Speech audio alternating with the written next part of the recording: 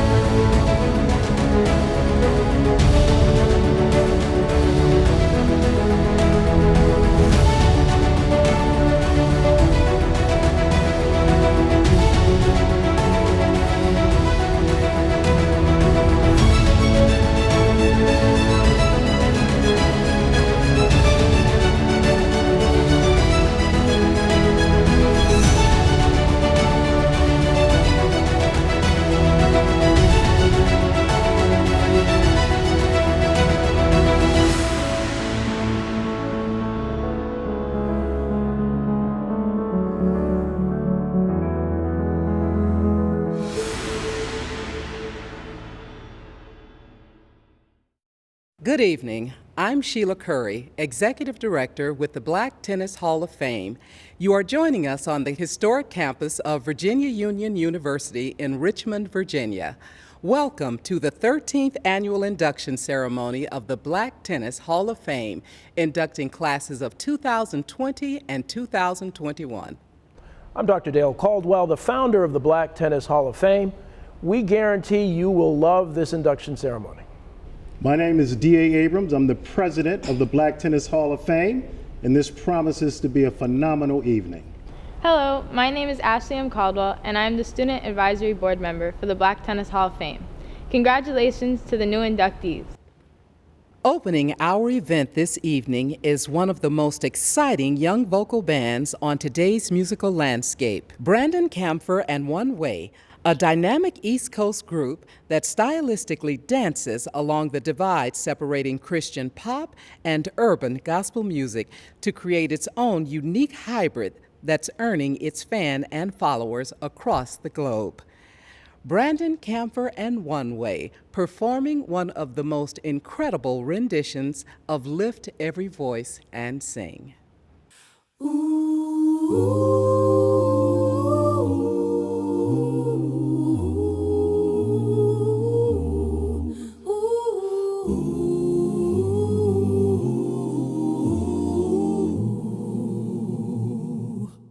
Lift every voice and sing till earth and heaven ring. Ring with the harmonies of liberty. Let our rejoicing rise high as the listening skies. Let it resound loud as the rolling sea. Sing a song full of the faith that the dark past has taught us. Sing a song full of the hope that the present has brought us.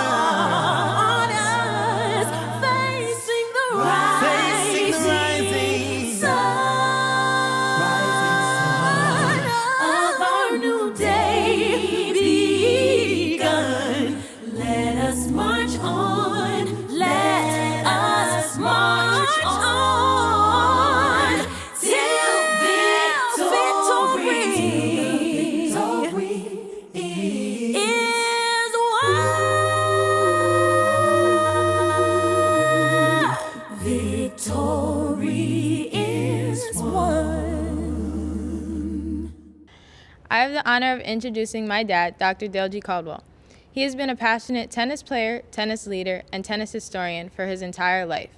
I am so proud of my father for founding the Black Tennis Hall of Fame. Again, good evening. I'd like to begin my remarks talking about the history of the Black Tennis Hall of Fame. In 2006, I had the opportunity to be the first African American elected as president of the United States Tennis Association Eastern Section.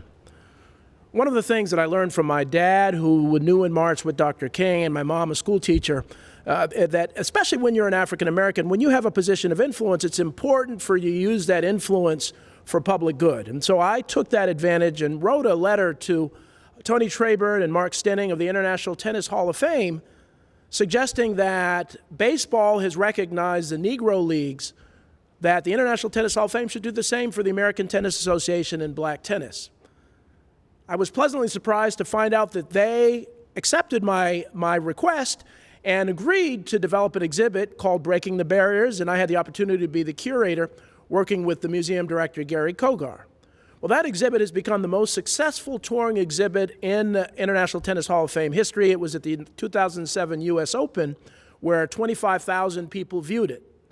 But the amazing thing about it was that I learned so much about black tennis history and recognized that an organization needed to be started that would permanently record black tennis history. So in 2007, I founded the Black Tennis Hall of Fame. And in the first 2 years, we identified legends, Arthur Ashe, Althea Gibson, the American Tennis Association. And then one of my good friends, Bob Davis, and I were talking, and Bob Davis, who was good friends with Arthur Ashe, said, you know, he and Arthur had talked about founding a Black Tennis Hall of Fame, and I knew it was in Bob's blood, so I asked him to be the executive director and then president. And Bob did an amazing job of really taking the organization from its infancy really to its childhood. Then in 2019, we hired Sheila Curry, who is the mistress of ceremonies for this program, and she's done an amazing job. So the important thing is that Black tennis history is American tennis history. Black history is American history. And so as you will see tonight and as you will learn tonight, this history is not only extraordinary, but it has been lost to the record books. And so our hope is that you will fall in love, as we all have, with this important history, this important Black tennis history. Thank you. Continuing this conversation will be Mr. David Anthony D.A. Abrams. D.A. is bringing to us a diversity of his work history in diversity and inclusion and many other opportunities that will allow Black Tennis Hall of Fame to move forward in our best possible way. Mr. D.A. Abrams. Greetings. Please allow me to reintroduce myself. My name is D.A. Abrams, and I have the pleasure of serving as the president of the Black Tennis Hall of Fame. Congratulations to the Black Tennis Hall of Fame class of 2020 and 2021, along with the regional legends in both classes. It is impossible to overstate how the events of 2020 touched nearly every aspect of our lives in ways both big and small. From the COVID-19 pandemic and the subsequent economic fallout to a national racial reckoning, last year presented challenges that sometimes looked insurmountable, and we continue to deal with many of these issues today. While the fallout will be with us for years to come, we take comfort that beyond the difficulties we confronted, there are new opportunities ahead. Importantly, 2020 and year-to-date 2021 has heightened our understanding that there is more that brings us together than keeps us apart. In my brief comments, I'd like to cover 3 points. First, I'd like to thank the Black Tennis Hall of Fame Board of Directors, which was led by Bob Davis from its inception in 2007 until May 2021. Second, as the organization's new president, I believe it prudent that I tell you just a little bit about myself. And third, I'd like to provide you with a 30,000-foot view of where we're headed as an organization. First, serving on the board along with very dedicated, passionate, committed individuals is an honor, a very big honor. But serving on a board with your tennis heroes, ones that look like you, is something that I simply could not imagine. Yet, it's been happening, and it's been happening for years now. I've known of our immediate past president, Bob Davis, for as long as I can remember. Not only was Bob a great tennis player, but he also continues to be a visionary entrepreneur and inspirational leader. Most notable to me, Bob created Black Dynamics, Inc., which offered tennis scholarships to the most talented, underrepresented youth tennis players across the United States of America to IMG Bollettieri Tennis Academy. 2 alumni of Black Dynamics represented the United States on a Federation Cup team. Now, this is not intended to embarrass Ann Koger, but as a component of our junior tennis training in Philadelphia, our coach took us to watch and analyze Ann's matches when she competed in American Tennis Association and USTA middle states tournaments. This was an incredible learning experience for all of us. Among Dale Caldwell's many accomplishments is Dale becoming the first Black president of the USTA Eastern Section. In one of his first actions in the role, he named me Executive Director and Chief Staff Executive of the section. 2006 was the year that this occurred, and to this day, we're the only African Americans to serve as a USTA section president and executive director in the same section and at the same time. And while I haven't known our board treasurer and executive director as long as I've known Bob, Ann, and Dale, Sheila Curry is fast becoming one of my heroes as she leads and directs the evolution, stability, and forward movement of the Black Tennis Hall of Fame, all while ensuring that the historic value entrenched in Black tennis history is sustained, validated, and publicized globally. To all of these individuals, along with Black tennis legend Art Carrington, I am grateful, honored, and privileged to serve as the president of the Black Tennis Hall of Fame. Thank you for providing the Black Tennis Hall of Fame with your talent, your time, and your treasure. Second, at age 12, I was introduced to the sport of tennis via the National Junior Tennis and Learning Program, formerly called the National Junior Tennis League. I was nationally ranked as a junior at the ATA as well as the USTA. I played Division II collegiate tennis at Millersville University, located in Millersville, Pennsylvania. I spent 25 years at the USTA, where I held 5 different positions. The first one, national coordinator of the National Junior Tennis League. The second one, executive director, USTA Missouri Valley Section. The third one, Director of Community Outreach, the National Office. The fourth one, Executive Director, USTA Eastern Section. And then the last position, which I'd held for 8 years, was Chief Diversity and Inclusion Officer for the USTA. In addition to my tennis experience, I was an accountant at Control Data Corporation, and currently I'm the Managing Director at the CFP Board of Standards Center for Financial Planning. My Tennis Association Management National Board experience positions me well to serve the organization well in my role as president. Third, in short, the mission of the Black Tennis Hall of Fame is to preserve Black tennis history and honor its heroes and legends.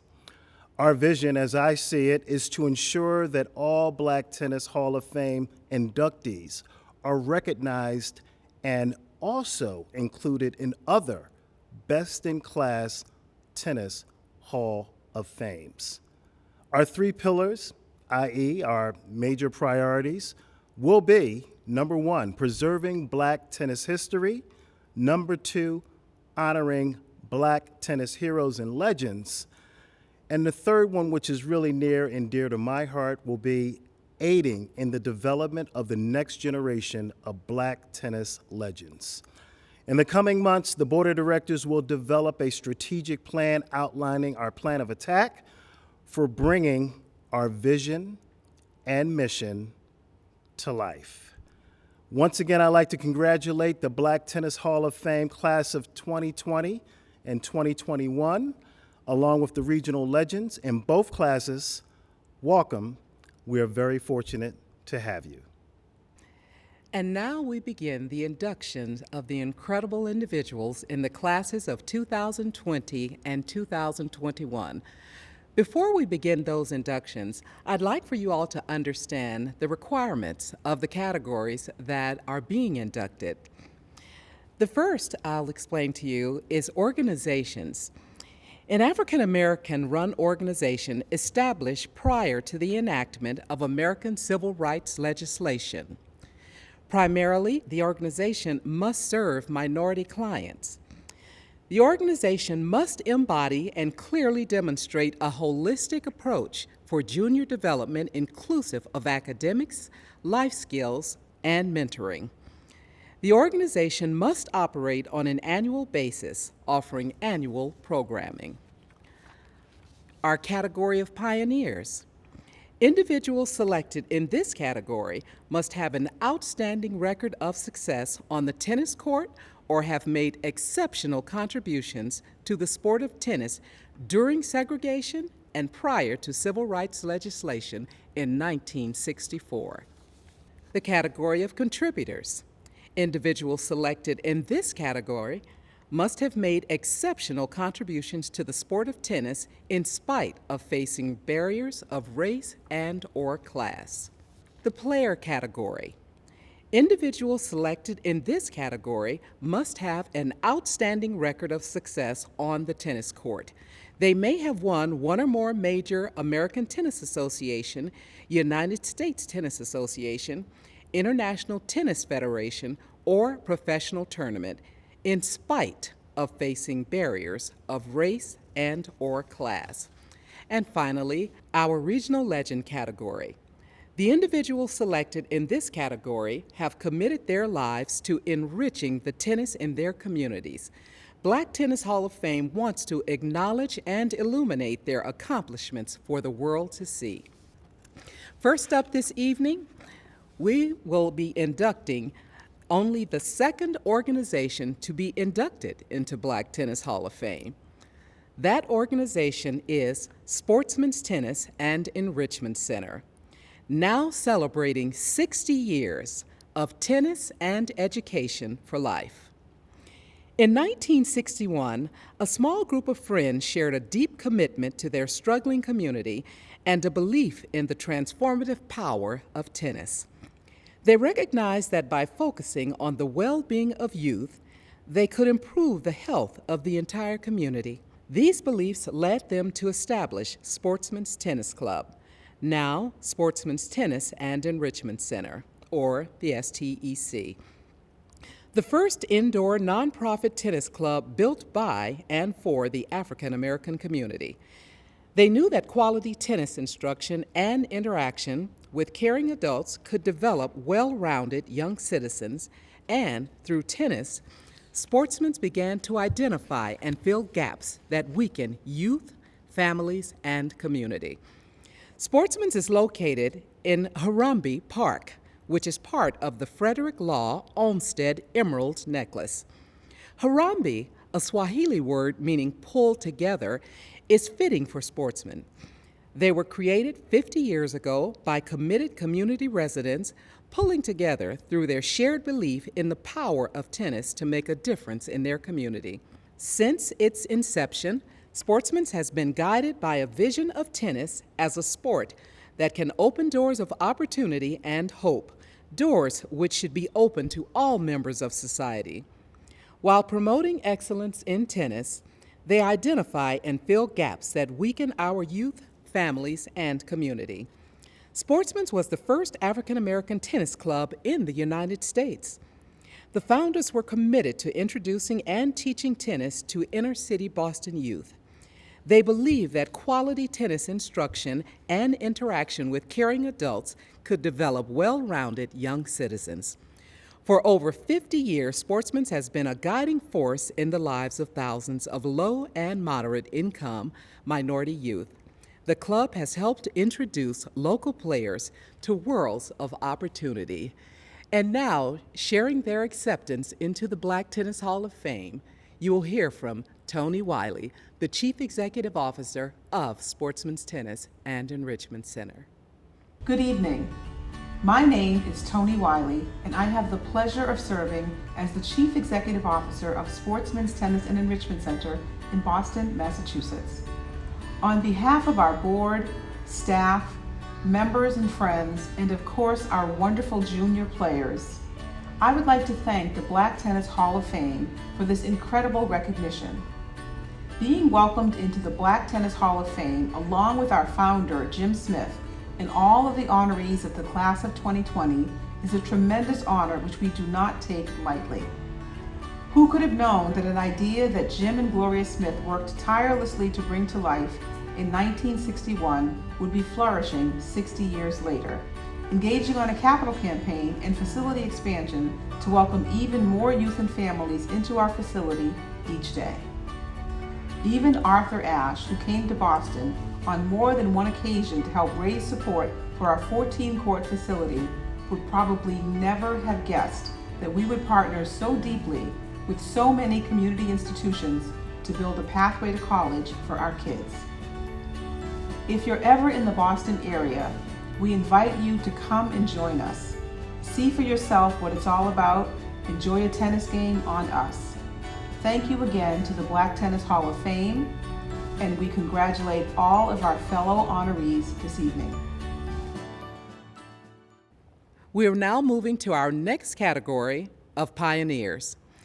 And beginning with our pioneer category is Robert W. Johnson Jr., who, not like many, will be inducted as a pioneer and contributor. Robert W. Johnson Jr. and his father, Dr. Robert Walter Whirlwind Johnson, integrated the sport of tennis and developed the talent of Althea Gibson, Arthur Ashe, and other notable players. Gibson and Ashe were the first African Americans to win major national and international singles championships, including the French Open, U.S. Nationals, now the U.S. Open, Wimbledon, and the Australian Open. For more than 2 decades, the father and son team operated an elite tennis boot camp on Dr. Johnson's backyard tennis court. Dr. Johnson opened his home to promising African American tennis players, with Robert W. Johnson Jr. training them to achieve regional, national, and international prominence. In 1955, Robert W. Johnson Jr. and his father won the National Father and Son Doubles Championship in Ohio, defeating Clark Grabner and his father, Paul. Upon moving to the Washington, D.C. area back in the late 1950s, Robert established a junior development program in the area, focused on any children interested in perfecting their tennis games. This work would continue for many years after his father's passing in 1971. Beyond training Althea, Arthur, and close to 200 other youth during their summers in Lynchburg, Virginia, Robert W. Johnson continued to give back to the community by sharing the knowledge he gained while training some of the best African Americans to ever play the sport. He did this a lot of times without ever charging anyone for a lesson. He truly shared his knowledge with anyone willing to listen and anyone committed to winning and making a difference in the sport. You will hear from Robert W. Johnson III, Robert W. Johnson Jr.'s son.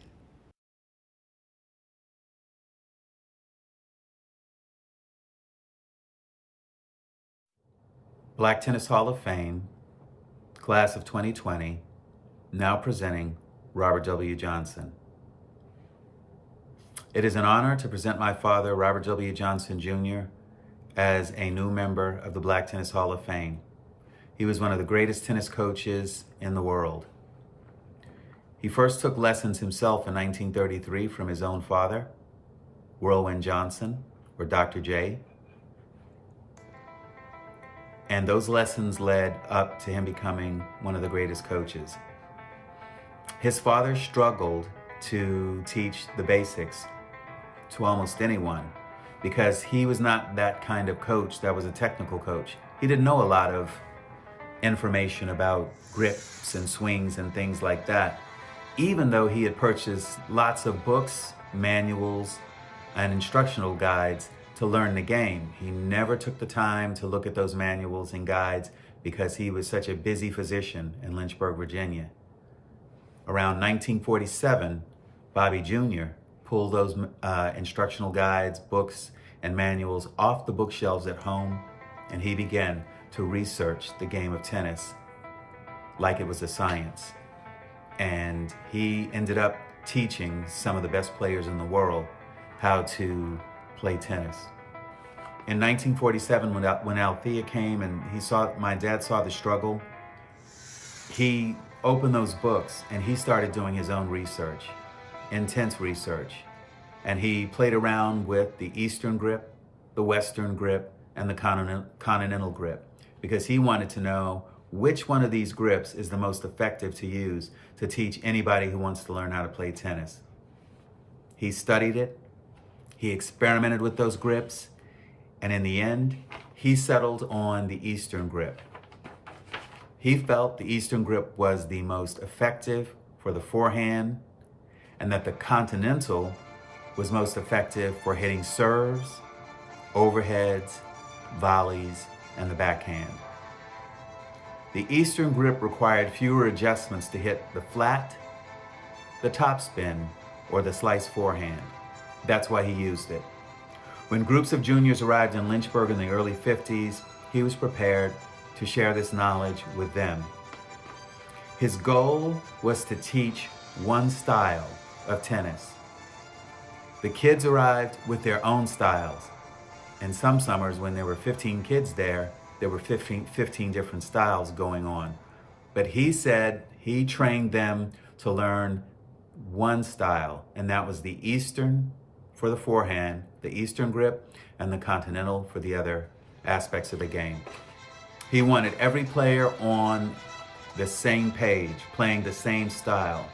That would be easiest, not only for him, but also for his dad. He just didn't want to teach 15 different styles to campers. Dr. J wanted kids to play from the baseline, and they did. They also played doubles, and so they knew how to volley. They learned the entire game. But there was one particular issue. How do you approach the net when somebody hits a short ball? That errant short ball, or they drop shot you. Bobby Jr. determined that the best way to approach the net was to approach on a straight line. Down the line on the forehand side, down the line on the backhand side, or straight down the line, straight down the middle of the court, back to the player, to jam the player. Like we hit jamming serves, we try to hit straight at the body, hit it straight down the middle of the court, jam the player, and force them to hit something up that you can put away. Every time you approach the net, your approach shot has to go deep in the court on either side of the court. No matter what the side, the ball has to be deep.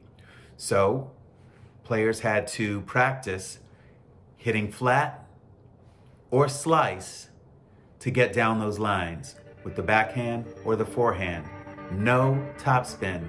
Topspin sits up, so if you hit something back to the baseline deep, just inside the line, and that ball is up, then your opponent gets to hit down.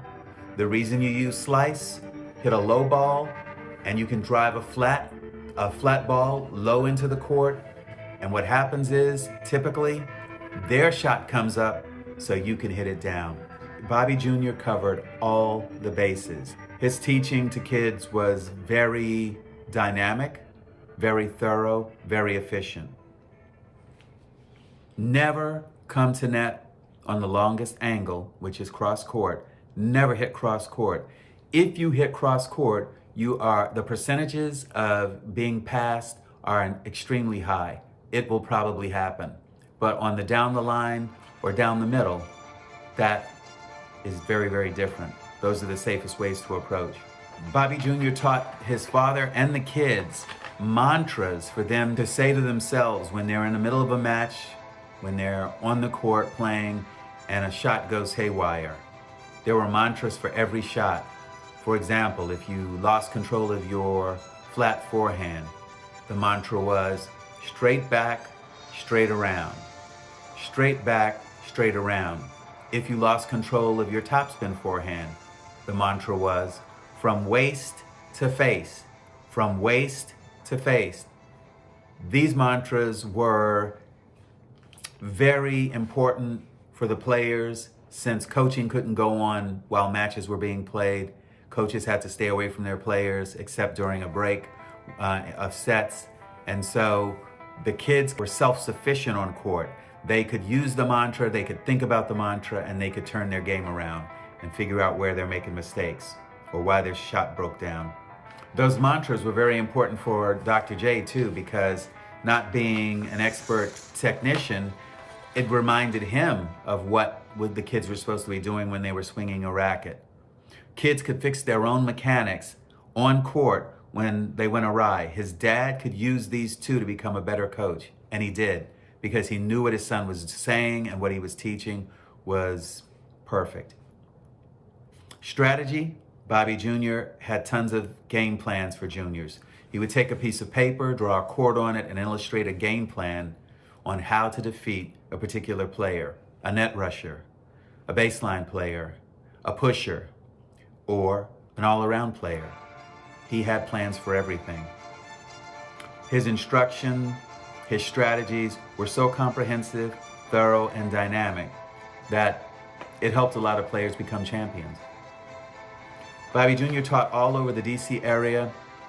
He taught some adults in addition to kids, but it's funny that every once in a while he had a particular adult come over and ask him privately if he would teach them. But they couldn't take the lessons at the court that they were presently conversing about these lessons. A lot of adults were embarrassed or afraid to take lessons in front of other adults and let them know that Bobby Johnson Jr. was their tennis coach. So they would talk to my dad and say, look, I can't take the lessons here, but if you can find a secret place or a safe place where we can go and do the lessons, that would be perfect for me. So what would he do? He knew millions of courts around the DC area, and he would find one and say, look, we're gonna take the lessons in this area. None of these people who attend these courts normally will be around there. I've never seen them around there before.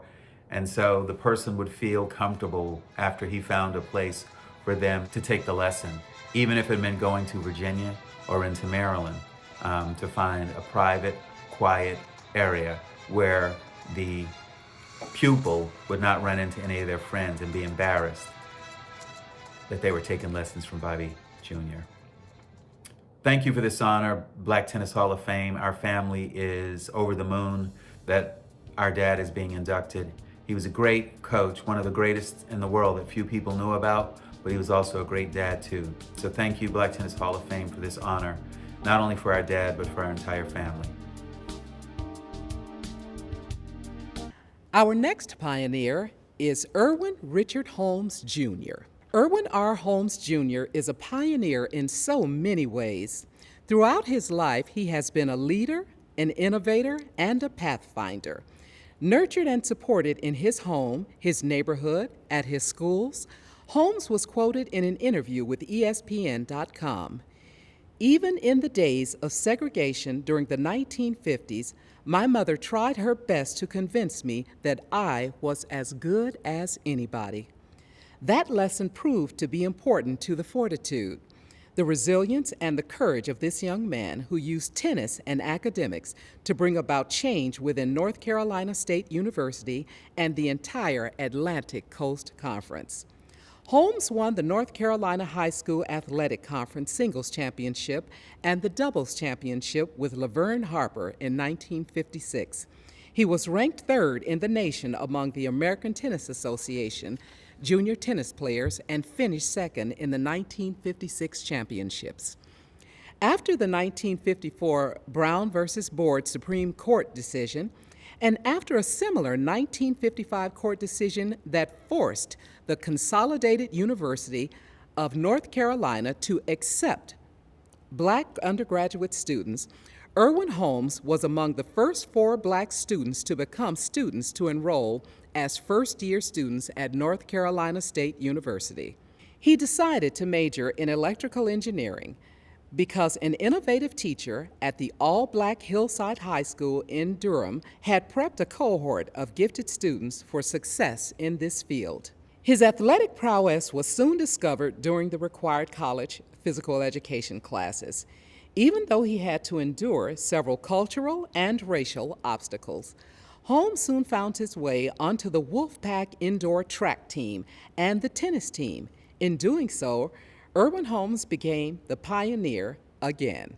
He desegregated those North Carolina State teams and thus became the Atlantic Coast Conference's first Black athlete. After concentrating solely on tennis, Holmes later became the first Black letterman in any sport at North Carolina State and in the Atlantic Coast Conference. By his senior tennis season, Holmes had become the first Black athlete to serve as a co-captain of an ACC varsity team. Perhaps much more importantly than his tennis and other athletic participation, it should be noted that while enduring several instances of discrimination and outright racism, Erwin Holmes exhibited profound perseverance and academic prowess. He earned the distinction of being inducted into Engineering Honor Society as a senior student. He was among the small number of engineering students to graduate in 4 years. Thus, in the spring of 1960, Holmes became the first black student to receive an undergraduate degree from North Carolina State University. Soon after, Holmes received a master's degree in electrical engineering from Drexel University and had a long and distinguished career at RCA and IBM.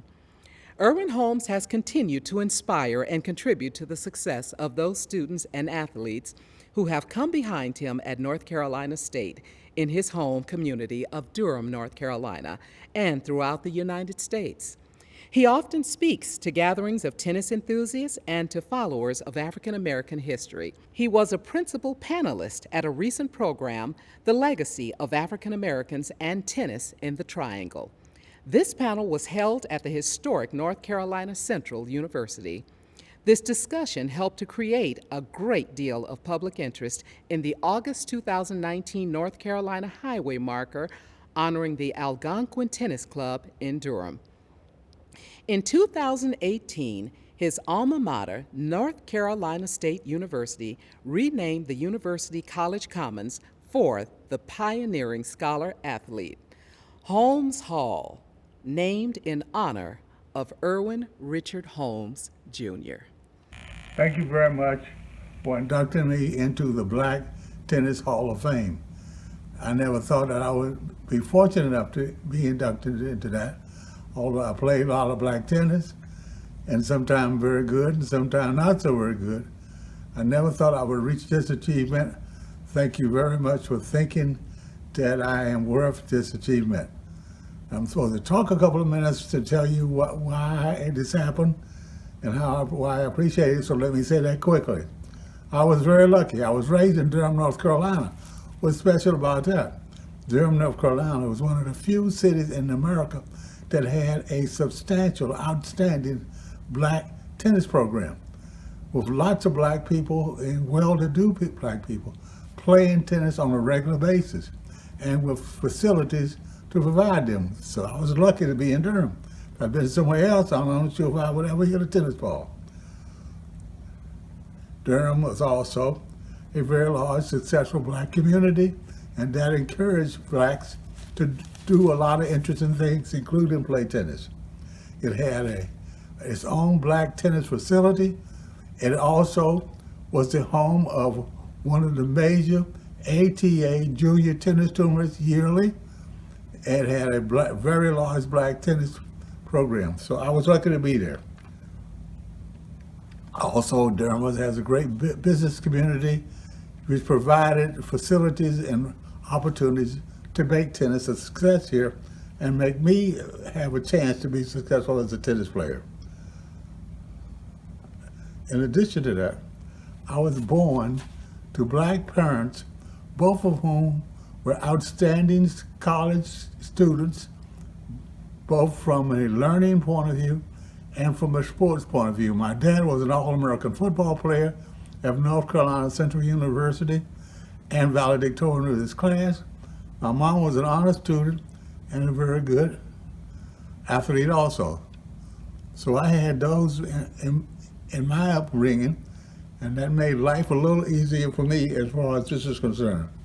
One of the good things that also happened to me was, other than living in Durham, I went to North Carolina State University back in the days when there were not many black students at the school. We were the first 4 students there. There were no athletes in any Southern athletic program, including the ACC, the SEC, the SCC, nothing had. There were no black athletes. So I got a chance to integrate the ACC and all of the South, as far from an athletic point of view. I was lucky to have a great coach already at NC State, not a black coach, a white coach, who had learned and played tennis as a white player, who took an interest in me and helped me play well and do well on the tennis team. I was the first black player to play on the team. I was also, my senior year, the captain of the team. I had a great experience there on the team. And this had led me to play tennis after college and to play in the ATA after college tournaments. So I was lucky to be in a town that had the junior ATA tournament every year that I was able to play in. I was also lucky to be a town that had an HBCU college with a college tennis team that I saw every day and had college tennis courts to play on, great coaches and players to watch, look, and learn from. So that made my chances of being a decent tennis player pretty good. I thank you very much for the opportunity to participate in this program. One of the things I want to say is the ATA, American Tennis Association, has a real challenge as it tries to improve black tennis in America. Black athletes are the best athletes in America in football and basketball, but we could be the best athletes in tennis. The difference is not that we don't have the athletes, but do we have the facilities, the coaches, the opportunity, and that is something that the black community should move forward in the future to give black athletes a real opportunity to be all that they can be. All they need is money and facilities. And now, our final pioneer induction this evening, Jimmy Horace Doc Horn. Jimmy Horace Doc Horn's senior passion was to help kids play tennis. Jimmy Doc Horn Sr., a tennis standout, was once barred from white courts in an era of segregation. Did not wait for somebody else to design a program to expose city kids in West Palm Beach to the sport. Nor did he wait to be paid.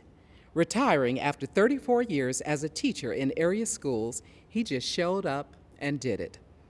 In 1990, the city of West Palm Beach proclaimed March 17 as Jimmy Doc Home Appreciation Day. The tennis facilities at Gaines Park are named for him.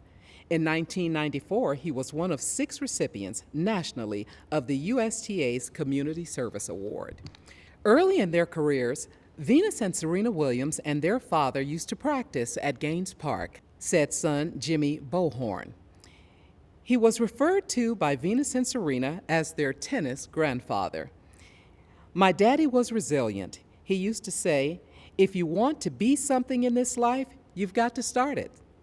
Mr. Horn, who attended Florida A&M, won a state tennis championship in 1947 in the all-black division. He became the first registered black tennis pro in Florida, according to a family-supplied biography. After serving as a quartermaster in the U.S. Army, he taught woodworking and carpentry for more than 3 decades at the former Roosevelt High School and North Tech Institute. There's almost nobody in the black community who played tennis who didn't learn it, at least in part, from Doc Horn, said attorney Malcolm Cunningham. That generosity and commitment helped make him a community legend, said those who gathered to remember him before his burial. Mr. Horn died peacefully December 2nd, 2008, at 88. To Sheila Curry and the HOF staff, thank you for what you do for us and for producing this ceremony. At this time, I have the opportunity to assist with the induction of Jimmy Horace Doc Horn into the Hall of Fame class of 2021. Doc developed his game and shared his love for the game of tennis in the city of West Palm Beach. This is a city that was predominantly a baseball, basketball, and football city. He taught in the public school system for 30 plus years and taught tennis to adults and children about the same amount of time. James Marion, also nicknamed Bone Man, was Doc's right-hand man who helped him teach tennis at Gaines Park and in Palm Beach, Florida. Doc did it so well. The city gave him an appreciation day 30 plus years ago and named the tennis facility after him in Gaines Park. He was able to convince the city to replace basketball courts with tennis courts. It's rare in the U.S. to find a predominantly black residential community with 6 tennis courts. Doc was a funny guy on and off the court with children and adults. His favorite racket was a Davis wooden racket. He controlled the ball with spin, angles, and depth so well. He would have a little smirk smile, and I saw it when he convinced me that my youth and athletic ability could not beat him, when he took me to an indoor tennis facility in West Palm Beach. Because of the foundation Doc laid, James Marion and I, along with volunteers, have gotten the city of West Palm Beach in 2021 to obtain an architect to design a new tennis center building at Gaines Park. This is the result of keeping a legacy alive and volunteers strategically working to improve their community for children and adults. Thanks again, Sheila, and to your Hall of Fame staff. Take care. Our single player that will be inducted this evening is Tina B. Karwaski. Tina Karwaski, née Watanabe Mochizuki, played under Dr. Walter Johnson's traveling training program for 2 summers when she was 13 and 14 years old, 1966 and 1967. This improved her ability to become a top tennis player and coach at California State University, Los Angeles, for men's and women's tennis. An American Tennis Association scholarship helped Tina to become a better athlete, coach, and fundraiser. She grew up modestly in Los Angeles, as everything was taken away from her parents in World War II. As Japanese Americans, they were incarcerated in a concentration camp. As a pro player, Tina reached a highest ranking of number 79 in the WTA, experiencing career wins over Monica Seles, Tracy Austin, Stephanie Graf, Kathy Rinaldi, Alicia Moulton, Bonnie Godusky. She now has an ITF current senior ranking of number 1 in singles and number 2 in doubles. During Tina Karwaski's coaching career at Cal State LA, she has coached players to 8 All-American awards. These players were from diverse ethnicities: Korean American, Filipino, African American, Caucasian, and Armenian. Tina Karwaski continues to play and compete in senior tournaments. This year, all events are on hold due to the pandemic. She continues to teach part-time at Lacey Park. At the ITF Super Senior World Team Competition in Croatia, Captain Tina Karwaski helped Team USA continue its dominance at the Kitty Godfrey Cup Women's 65-plus competition, earning a crucial singles win to help the squad sweep Germany in the championship final. Tina has volunteered in 2003. She received a USTA ITA Sectional Community Service Award for Southern California. In 2007, Ms. Karwaski received a 10-year service award as a board member of the Billie Jean King and Friends fundraiser at Cal State LA. $2 million was raised for athletic scholarships. Hi, my name is Tina Karwaski, and I would like to thank the Black Tennis Hall of Fame Committee for this prestigious honor. For me and my family, this has been a journey. Before I was born, during World War II, my parents were incarcerated in a concentration camp as U.S. citizens. Under FDR's Executive Order 8066, all persons of Japanese ancestry had to leave the West Coast with 1 suitcase per person. They were sent on a train to Ogden, Utah for the entirety of World War II. When they returned, their neighbors who had stored all of their possessions had sold their possessions. The neighbors thought that the Japanese Americans were never coming home. Growing up, my mother signed me up for all the free tennis lessons in the LA Parks and Recreation.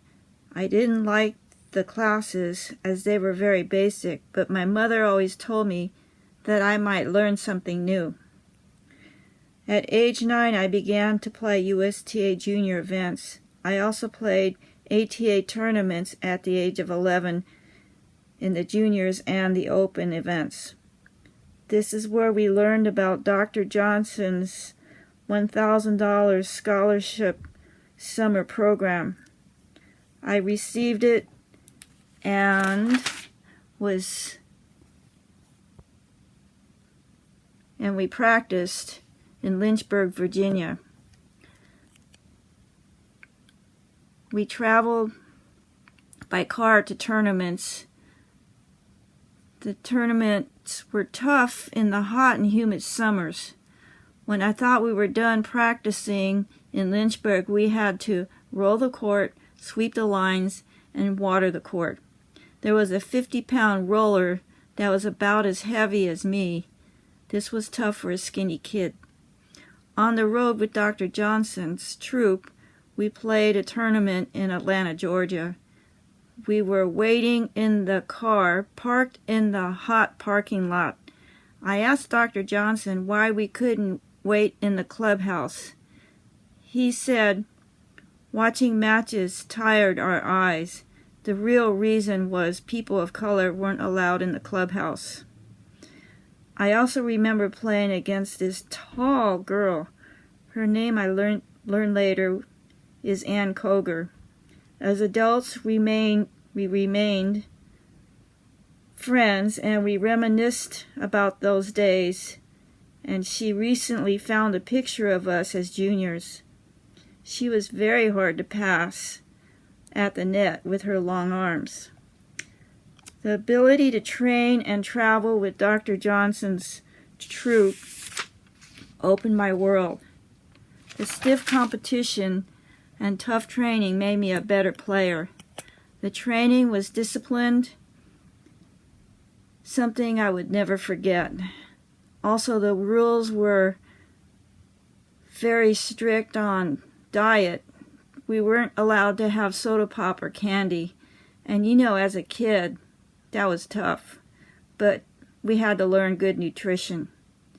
I am grateful for the ATA scholarship that I received for 2 summers to train and play tournaments.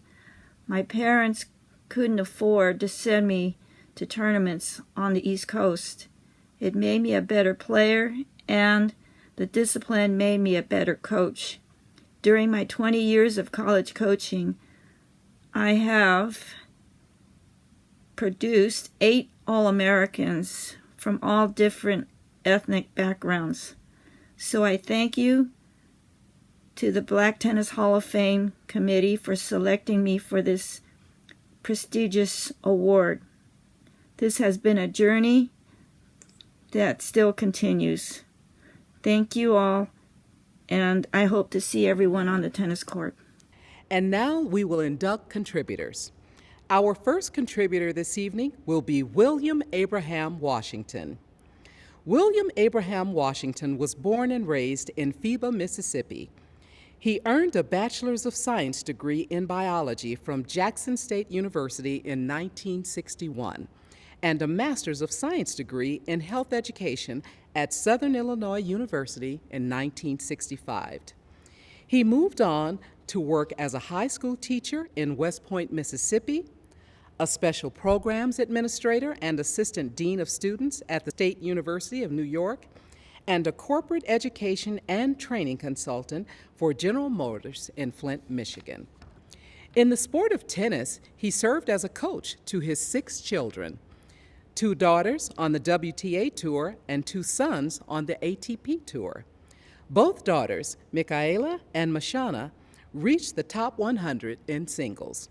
Both sons, Malavia and Mashishka, were Division I tennis players. Son Malavia was a Wimbledon finalist. William also served as a Sunday school teacher, avid gardener, and a sports fan of baseball and football. He spent 58 years in marriage to Christine Washington, who has now passed away. Hi, I'm Malavia Washington, and I would like to thank the Black Tennis Hall of Fame and the committee for bestowing such a great honor upon my father. He's 82 years old and his health is failing a little bit, so unfortunately he's not able to accept the award personally, but I will try to speak some of the words that I believe that he would speak.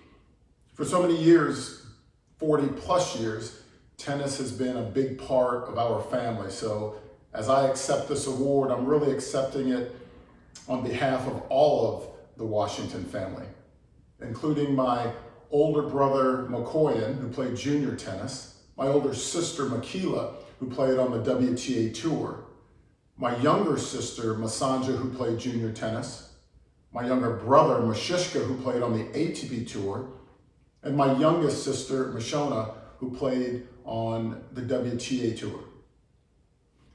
I can't accept this award without also acknowledging my mother. For every hour that my father poured into our lives in tennis, my mother was right there pouring an hour of her life into our lives and our tennis. May she continue to rest in peace. My father was born in the Deep South. He grew up in the 1940s and 50s in Mississippi. He and my mother were part of that great migration that left the South and headed north. They first went to Illinois, then New York, and settled in Michigan, where my father still lives today. And somewhere between New York and Michigan, my father picked up the game of tennis. He's actually self-taught, taught himself how to play, and in the mid-1970s, he got all of my siblings into the sport of tennis. And it was what we did. Really, all we did growing up, went to school, we ate, we slept, we went to church, and we played tennis. That was our lives. And back then, it was pretty sweet. But my dad wasn't just a coach. My dad was also an educator. He was a minister. He was an activist. He was the type of person who felt like it was his duty to expose areas in our communities and in our country where he thought there were injustices and inequities. He did that throughout his life in education, in employment. Certainly he did that in the sport of tennis. When he thought that there were inequalities within the sport of tennis, he went to the highest levels of junior tennis and professional tennis and did what he could to expose those inequities. When I think about this award and what it means, I think that for some 40 years, my father has been pursuing the sport of tennis as a coach, as a teacher, as someone who loves the game. It was interesting because he was not one who could just go to the tennis court and hit a couple of tennis balls. For him, it was all about trying to get better, and that is something that he instilled in me and all of my brothers and sisters. So when we went to the court, it was about trying to get better. But life also is about what and who are you impacting.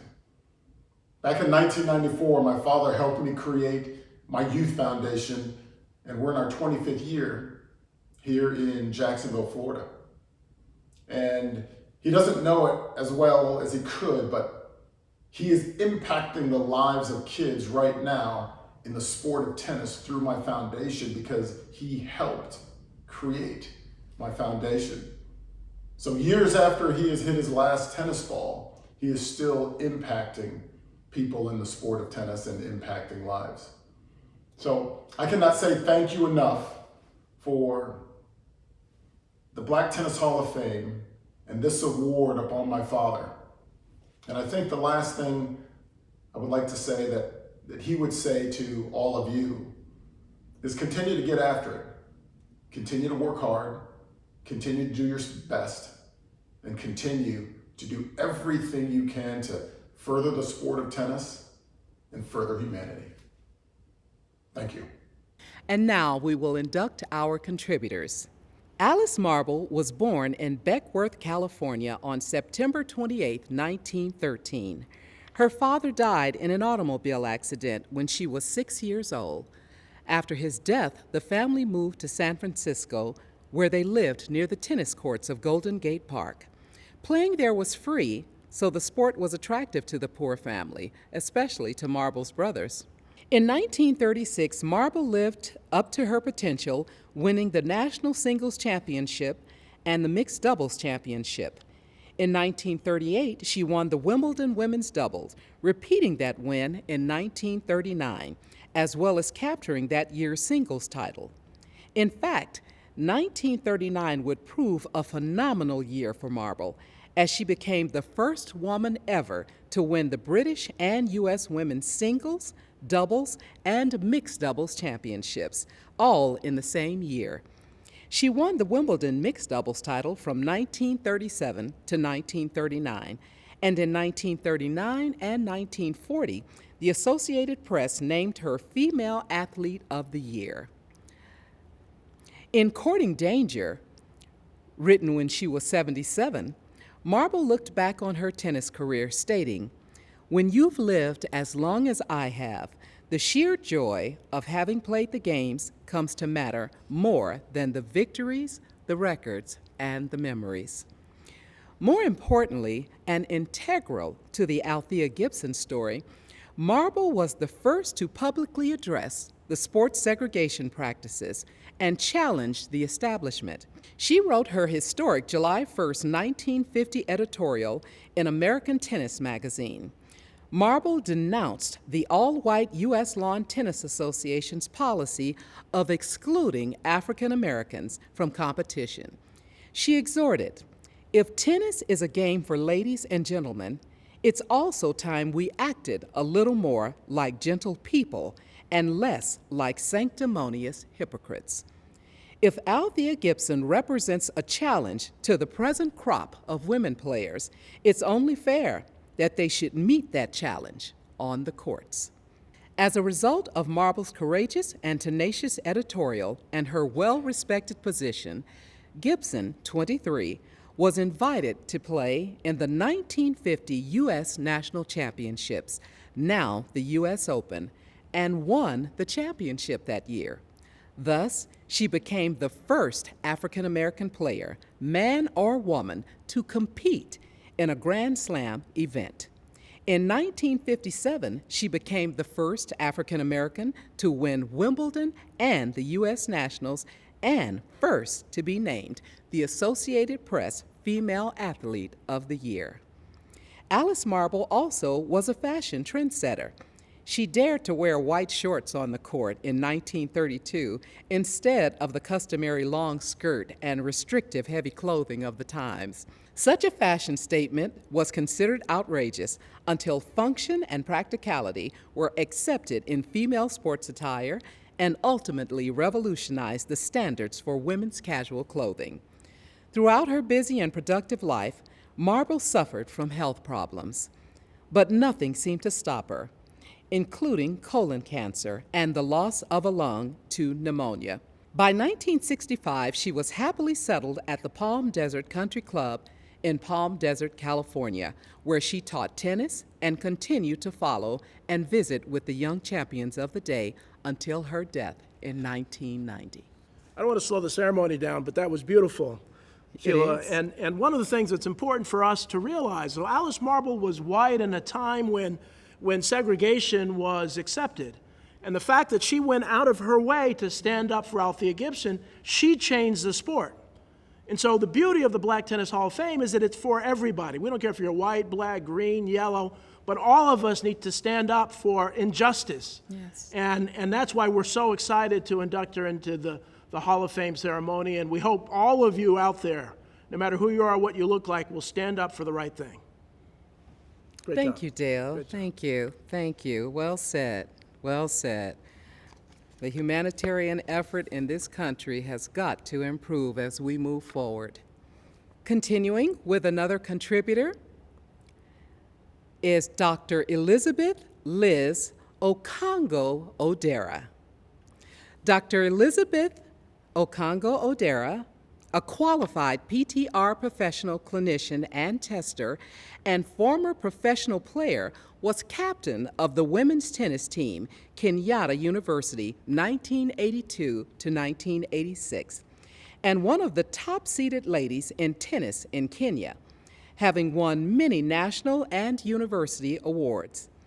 A director at Top Sports Club, Sadili Oval in Nairobi, with experience in running training sessions, camps, and tournaments. A high-performance coach, she has developed players for tours to national team positions, WTA, ITF ranking, junior Grand Slams, French, US, and Wimbledon, and more than 20 players into Division I college tennis scholarships. A head pro at Karen Country Club, Nairobi, has experience running adult tennis leagues, full junior academy programs, club programming, and national tournaments. A member of the NCTA Junior Tournament Committee 2017 through 2019 and keynote speaker for 2017 USTA North Carolina Community Tennis Development Workshop in Greensboro and tennis professional at Cary Tennis Park in 2018. Now lives and coaches privately in Durham. Dr. Odera is a major contributor to Black tennis globally. As a successful coach, administrator, and business owner, and a nonprofit director, she has risen to the height of the profession as a tennis professional and sports administrator. Her extraordinary ability won national and international acclaim, as demonstrated by the results from the over 16,000 Black children who have passed through her hands as a tennis coach. To date, her influence has grown, and graduates from her tennis program are successfully playing their trade in every contingent in the world, including the USA, where many of her protégés played NCAA, NAIA, and JC, while others have played ITF, Junior Grand Slams, and Davis Cup. As a director, she organized and ran this topped East African event that attracts 70 talented juniors, 4 to 18 years, from all over Africa and the United Kingdom for an annual 10-day camp and tournament. Dr. Odera manages a team of 8 coaches, 4 assistant coaches, international professionals from USA, Europe, and Japan. Camps included accommodation, meals, medical care, life skill training, skills assessment, beginner, intermediate, and advanced, ability-directed coaching, and high performance. The camp also included the Smashers Challenge Cup for the intermediate advanced players and the East African Junior Open for all players. Dr. Odera has achieved membership in numerous associations that require outstanding achievement in the field of tennis and sports administration. She has held multiple critical and essential roles for organizations that have distinguished reputations. She is the Global Sports Alliance Kenya team captain, which required that she is the premier sports administrator in Kenya. Has served as the vice chairwoman of the Kenya Tennis Association, which meant that she was one of the premier tennis professionals in all of Kenya. Has served as the PTR International Committee for Africa and the national coordinator for the PTR in Kenya, and is certified as a PTR professional level 2. She used this opportunity to encourage coaches from all over Africa to get certified. She also trained as a PTR tester so that she could cut down cost of having someone from US. This would allow for more instructors to get certified.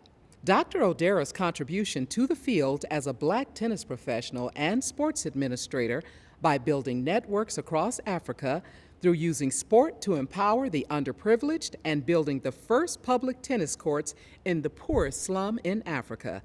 She believes passionately in breaking barriers.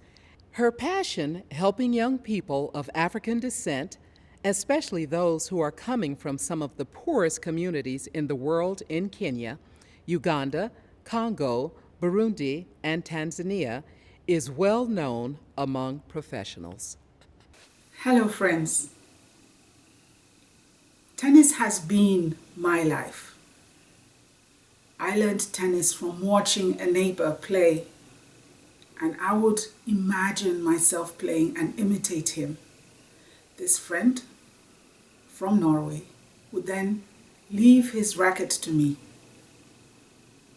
and I would use that to play tennis my way.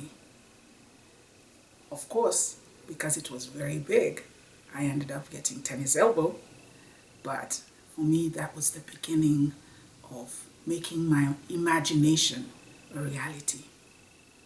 Tennis would then take me across the globe, creating opportunities to make friends, from ordinary people like me to coaches, to meet kings and queens, to attend some of the most exciting moments of my life in places that even I could not imagine would happen.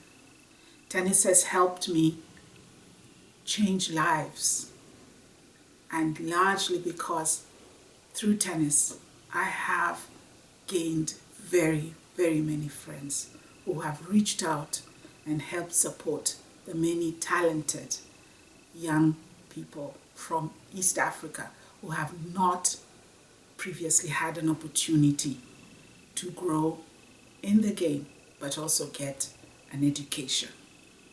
Many of these young people would end up in schools and colleges, not just within East Africa and Southern Africa, but also in schools globally, as including the United States, where some of them have gained the opportunity to get scholarships, but also a few have gone professional. Tennis has a very special place in my life because tennis changed my life, but also changed the lives of so many thousands of children. I've used tennis, taken tennis to communities that have been very, very poor, including Kibera, and set up systems within those communities that they can themselves sustain and maintain. And here I say thank you to all those young people who believed that tennis would change the world for them and continue to work on the ground to create opportunities for others. Thank you so much, Black Tennis Hall of Fame, for considering me for this very special award. Asante sana. Alvin Al Pendleton honed his game on many local courts, ranging from Lincoln and Jones Parks to various St. Louis racket clubs. He amassed 80 first-place trophies. His greatest moment came playing Arthur Ashe in an exhibition game. As an employee at Anheuser-Busch St. Louis Brewery, he became not just their local tennis champ, but also a 3-year champion of the company's Olympics, a competition of all the breweries. It would be during a St. Louis match where someone suggested he should consider becoming an umpire. Pendleton was influential in the United States Tennis Association, providing support to build state-of-the-art tennis courts in East St. Louis for area youth. Without Alvin Pendleton, there would not be new courts to introduce a new generation to tennis, said 40 Days of Nonviolence coordinator Joe Lewis Jr. Joan Vormbaum, ATP scheduler of officials for North American tournaments, stated, "Al was extraordinarily official and an extraordinary human being. Of the 1,000 plus officials who have worked ATP events in the last 25 years, not one single official in my records could match his consistent line calling or his exemplary conduct off court. He was an inspiration to me both professionally and personally, as a fellow line official, as a line umpire, when I was a chair umpire, and as a chief of officials. He was the original Hawkeye line calling machine, the standard against which everyone was measured. I never heard him complain. I never heard him say anything unkind to or about anyone. Wherever he was, he gave 100% on court and 100% off court, dressing up to go out, dancing, and at the umpire party. He radiated joie de vivre, seeing his smile. The way he looked up and out at the world will always make my day. On court, Al Pendleton accomplished 37 consecutive U.S. Opens between 1982 and 2019, 5 consecutive Wimbledons, first pro tournament at 1978 WCT Classic at the Checkerdome, 6 Australian Opens, countless appearances at ATP events such as Indian Wells, Newport Hall of Fame, Cincinnati, Montreal, Quebec, Lipton, Miami, numerous Davis and Fed Cups and Olympics in Atlanta and Australia. Arguably the GOAT of all line umpires worldwide, considered the best service line umpire of all times, consistently the top 10 worldwide for ATP, ITF, and USTA linesmen for over 35 years. In ATP Championships, Hartford, Olympic Games, Atlanta, and 2000, Sydney, Australia. Significant awards, he won in 1996 the John T. McGovern Award, the USTA's highest recognition given to umpires. Al's famous saying, "It's all good." Hello, my name is Alvin John L. Pendleton. Hi, I'm Julia Linnell Willingham. Hello, I'm Johnny Mae Pendleton. Alvin Butch Pendleton is my father. My father. My husband of 53 years. And for 53 years, my name was Wife. He left an impression on many people. He taught me how to play tennis. He also taught many children from church and community centers. He was active in the church. He was a trustee. He sang in the choir. He was an usher. And he was assistant superintendent of Sunday school. He believed in education. Me and my sister were always on the honor roll. One of his highlights of his life was playing with Arthur Ashe. He loved music, dancing, and singing. He jammed with me going to school with music on the radio, and oh, how many times we danced together. When he returned from tennis tournaments, the tournaments usually gave him 2 pairs of shoes. I got one of them because we wore the same size. He bought me teddy bears. And I just had my hand out for the money. He had an amazing laugh. If you knew him, you knew his laugh. He had many beliefs that he lived by. You can't think like that. Be positive. It's all good. Don't quit. Our final contributor, Tina McCall. Tina McCall wanted to give back to the tennis world that had opened so many doors for her. She worked 3 years with Arthur Ashe in his camps, helping to develop young minority junior tennis players. She took her philanthropic endeavors to the next level in 2002 when she founded the Denton Johnson Tennis Corporation, a nonprofit organization that continues the work of her mentor and coach to develop young junior tennis players that would otherwise have no chance to play and compete in the sport that she loves. Tina has worked tirelessly without even drawing a salary and furnishes Eatonville youth with lighted courts, rackets, balls, and top instruction. Her efforts continue on to this day, 50 years later, where you still can find her out on the courts. As an accomplished player breaking the barriers for black tennis in Orlando, Florida, her success was both personal for her and historical for black tennis. Tina has envisioned a tennis and education complex that will create a safe haven where kids can go after school and have access to computers, mentors, nutrition, and learn the game of tennis in a team format. Now she is overseeing the construction of Eatonville's first dedicated youth tennis and education complex, the Denton Johnson Tennis Corporation.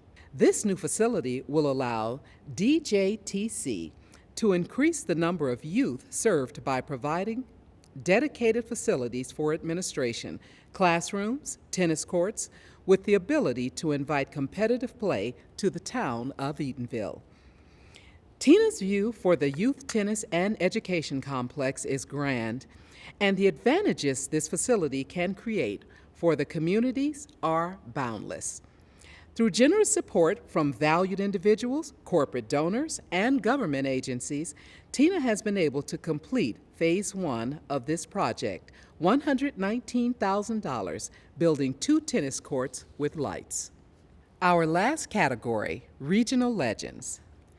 Our first inductee this evening is Dr. James B. Ewers, Jr. Dr. James B. Ewers, Jr. is a native of Winston-Salem, North Carolina, and a product of the parochial and public schools there. He is an educator with over 40 years of experience in working at the college and secondary level. During this time, he has developed programs and activities for traditional and non-traditional students. He also created partnerships with businesses that have resulted in the creation of jobs for many students. He received his BA degree in political science from Johnson C. Smith University in Charlotte, North Carolina, where he attended on a tennis scholarship. He was all-conference for 4 years, and his record of having won 34 consecutive singles matches still stands. Included in his streak are wins over Purdue and Northwestern universities. He is a member of the university's Hall of Fame. Dr. Ewers received the MA degree in education from Catholic University in Washington, D.C., and the educational doctorate degree in education from the University of Massachusetts in Amherst. He has also done postdoctoral studies at Harvard University, where he was a 1996 graduate of the Management Development Program. The tennis courts at the Atkins High School are named for one of its best tennis players, Dr. Ewers. USTA Southern Sectional, Member and Diversity Champion, Schools and After Schools Committee, Atkins High School, Winston-Salem, North Carolina, tennis courts renamed Dr. James B. Ewers Tennis Courts. Inducted into the Atkins High School Hall of Fame, Winston-Salem, North Carolina. Inducted into the Johnson C. Smith University Athletic Hall of Fame. Inducted into the Winston-Salem Forsyth County Sports Hall of Fame.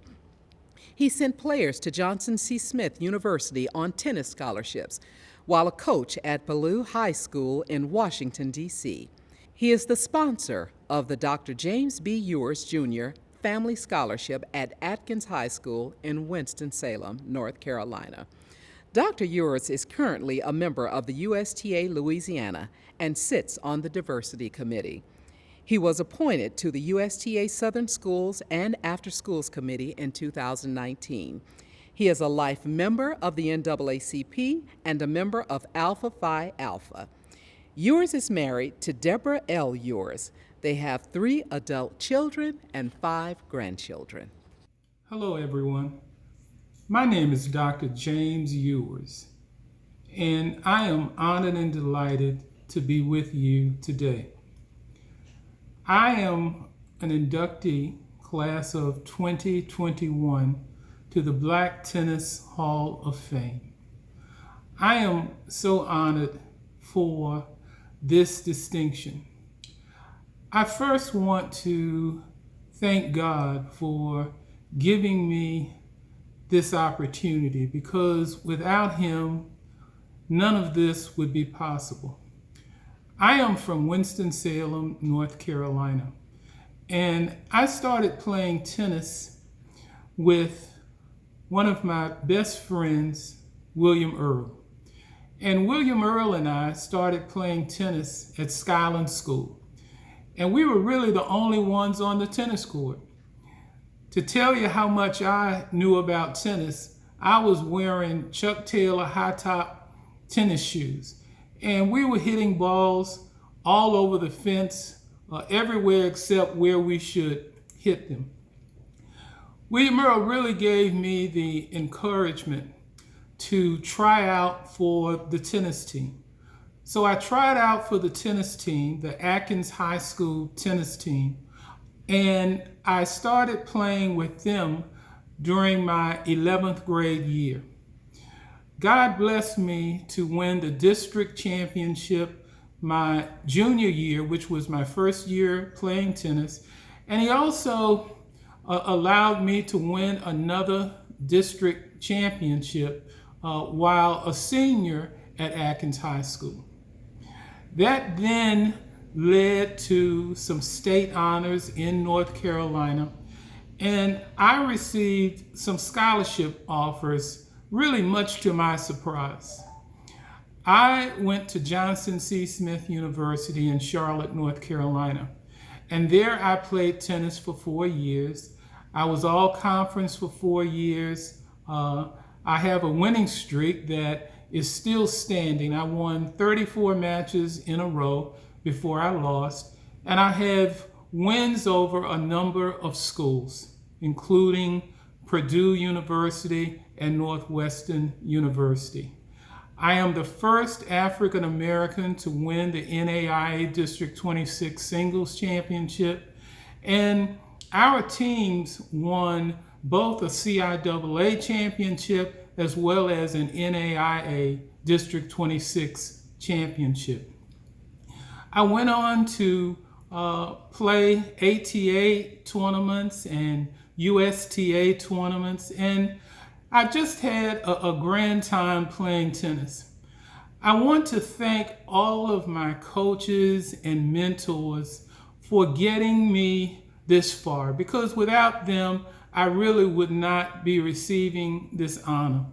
I want to thank my high school coach, Mr. Graves, Mr. David Lash, who was so instrumental in my life. I want to thank Mr. Clarence Big House Gaines, who offered me a scholarship to play tennis at Winston-Salem Teachers College. I want to thank Coach George Green, who introduced me to Mr. Young, who also offered me a scholarship to play tennis at North Carolina Central University in Durham.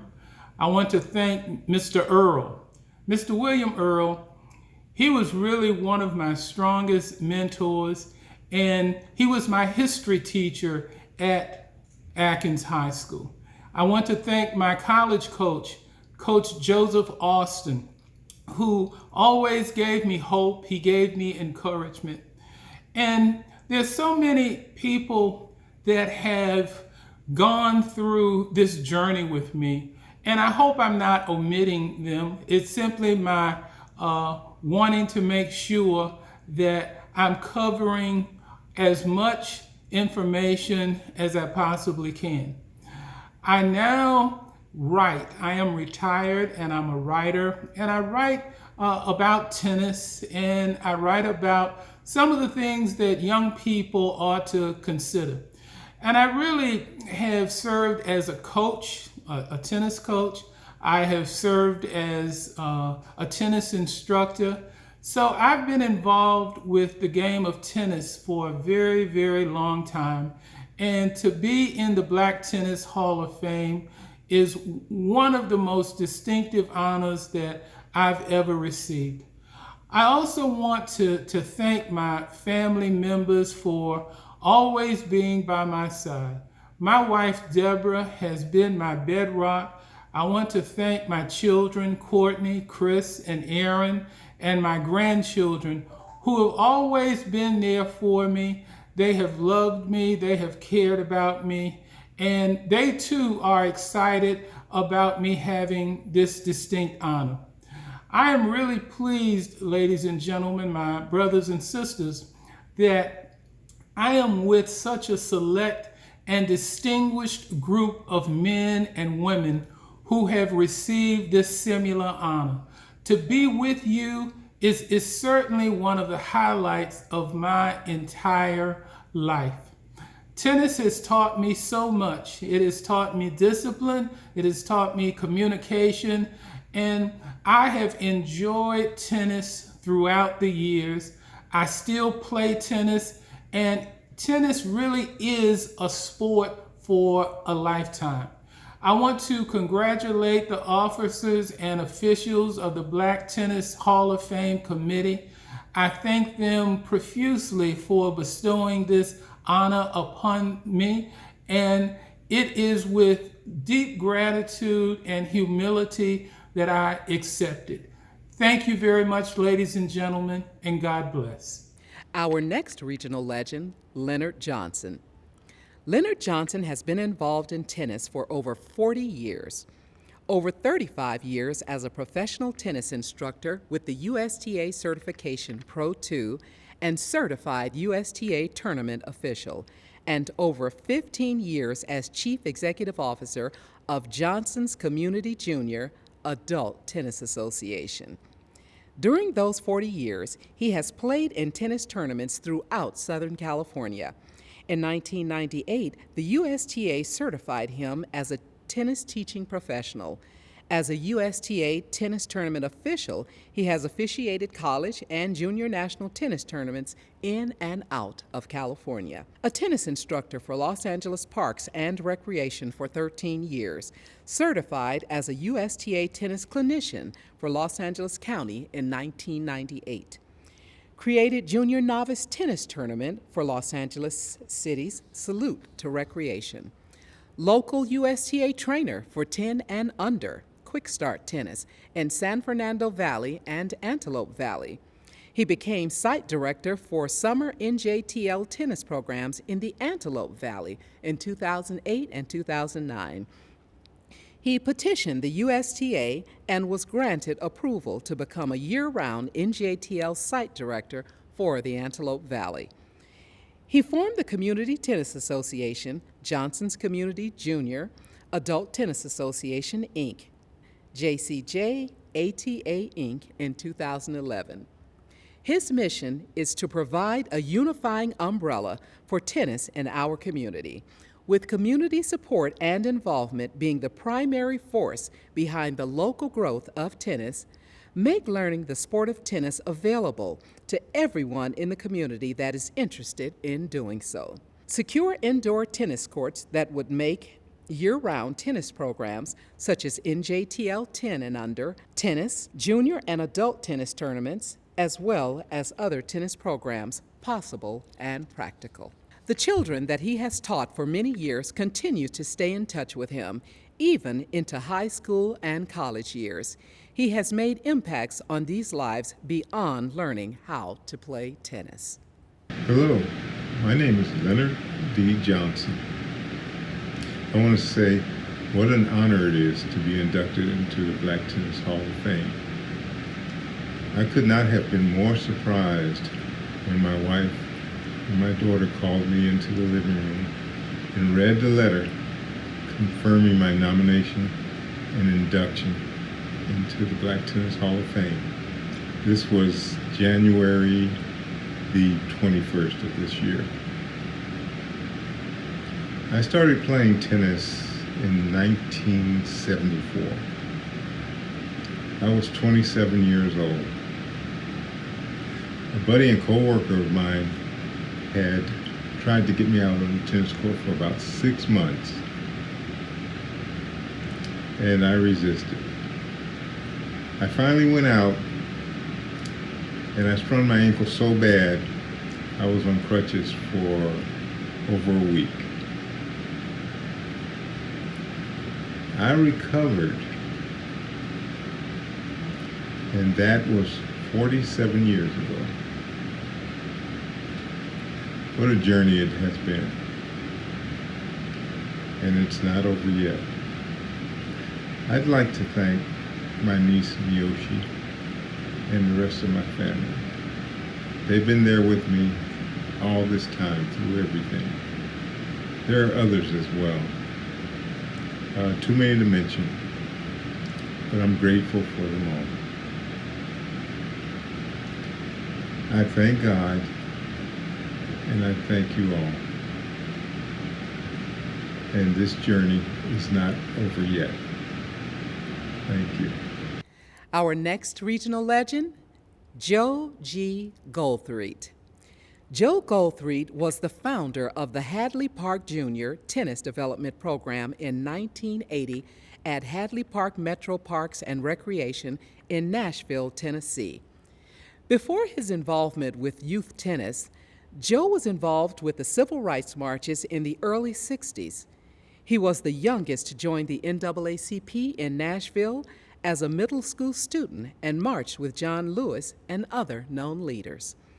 At the start of 1980, there were 7 young men in his program, and all 7 of them obtained tennis scholarships at major universities. 3 of those 7 played on the professional tennis circuit. In Joe's camp, he not only taught tennis, but developed a program that taught self-esteem, honesty, discipline, and self-respect. In 1996, he joined forces with Metro Parks and was successful in providing tennis skills to 9 parks. And later, his number grew to 14 park sites by 1998.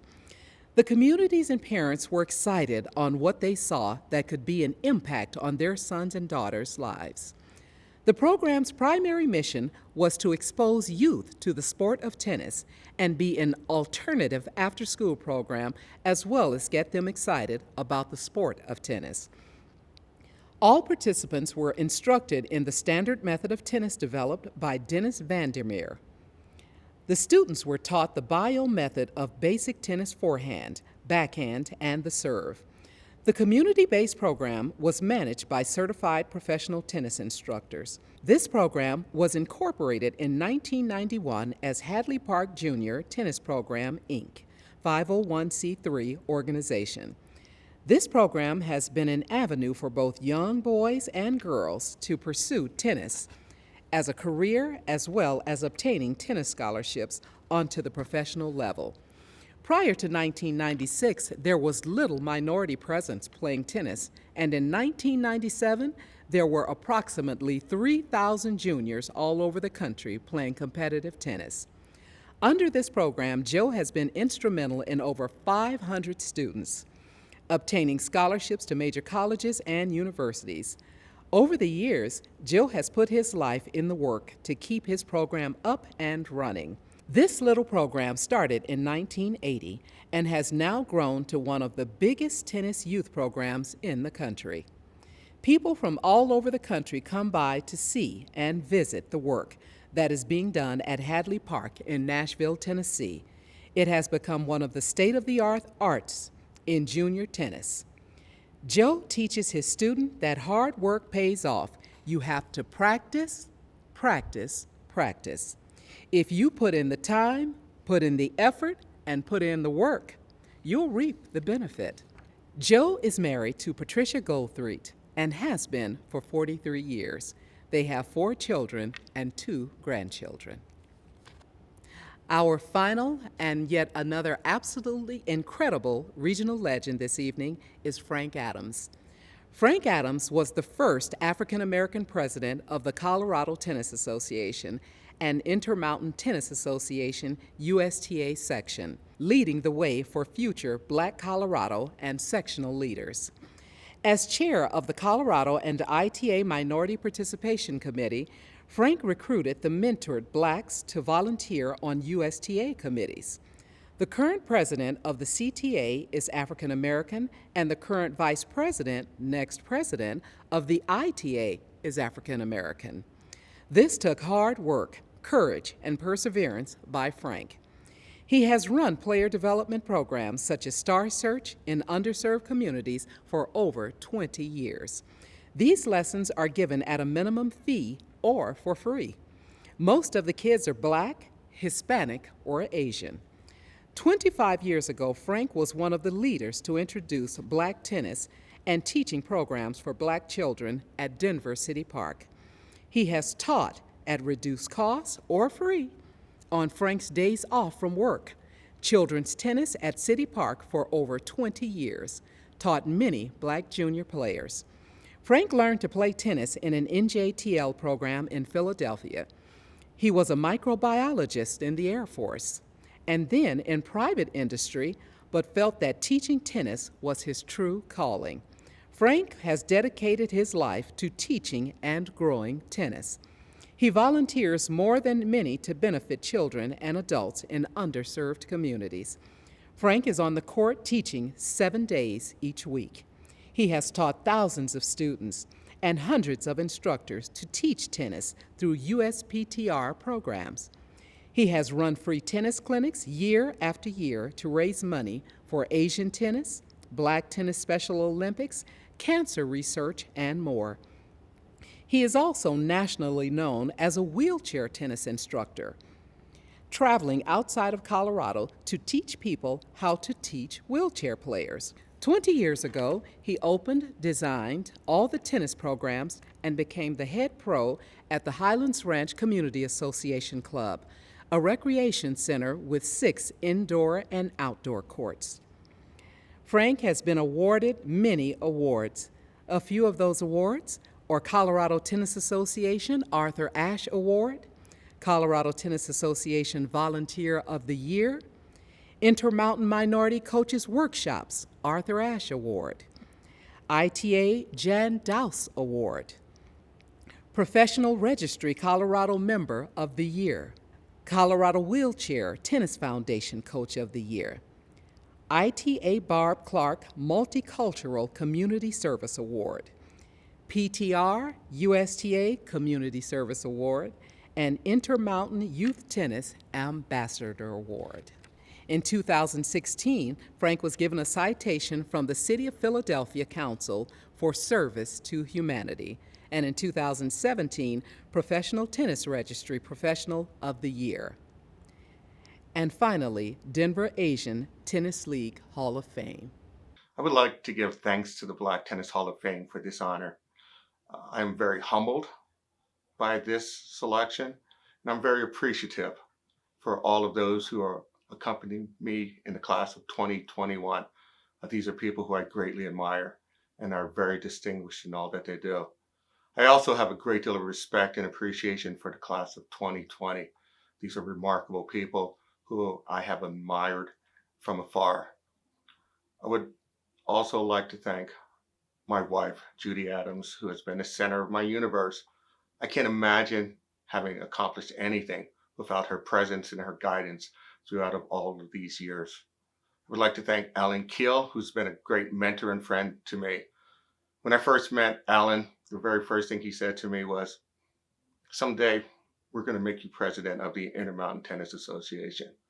Something with his aid and his help and the entire help of the Intermountain Tennis Association Board of Directors, I was able to accomplish. I would like to thank Ann Koger, who, when she first met me, said, "I should know more about you." And she's been an inspiration to me almost daily. She's a person who recommended that I could possibly one day obtain the goal of being in the Black Tennis Hall of Fame. I've had a long journey through tennis. That journey began with NJTL. I'm very thankful to have had Bill Johnson as my first coach, who guided me, who made it possible for me to love the game of tennis. I'd also like to thank Lowell Rich and Joe Moss, 2 people who were players during my time with NJTL, 2 people who continue to service the game of tennis, who have done so much and who have been there for me. I would also like to remember all of those people who were in the trenches with me in the first USTA Minority Participation Committee, especially Susan Luna, who was the first Director of Minority Participation in the Intermountains. I cannot imagine having had this journey. I have learned so much without all of these people, volunteers and staff in minority participation. Also, the PTR, Dan Santorum, Julie Gilly, and all of the staff. Through their ACE program, I was able to become a certified tennis professional and to develop the skills that I needed in order to give back to others. Thank you so much for making a difference in my life.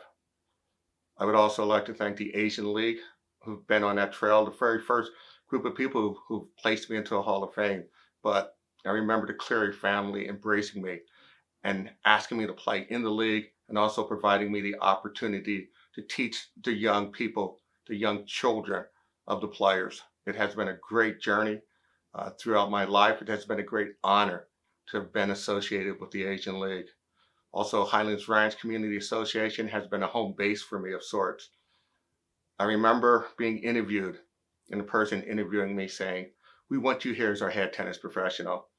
We believe in all the things you stand for. We believe in providing opportunities to minority communities. We would like to support you." And lastly, but not only, Kirk Anderson of the USTA. Kirk has been a great mentor, a friend. He has been a great teacher. Kirk set high standards for tennis trainers in the USTA. And it's through these high standards I obtained the skills necessary for me to give back to my community, to the wheelchair community, to adaptive tennis, and so many others. Thank you so much to all of these people. Thank you so much to the Black Tennis Hall of Fame. As we are closing, Black Tennis Hall of Fame is honored to induct the classes of 2020 and 2021 into this Hall of Fame. They share with us on many occasions how honored they are to be inducted. But what they don't know is the honor that we are brought by inducting them. We thank you for joining us this evening and hope that you will join us again next year as we induct the class of 2022. On behalf of my daughter Ashley Caldwell and myself, we want to thank you for being part of this important historic celebration of our inductees. But we also encourage you to learn more about these inductees and our other inductees in the Black Tennis Hall of Fame, because this history is your history. On behalf of the Black Tennis Hall of Fame Board of Directors, congratulations to the 2020-2021 inductees, and we're really looking forward to welcoming the 2022 inductees as well. Good night, everybody. Thank you. Thanks for joining us.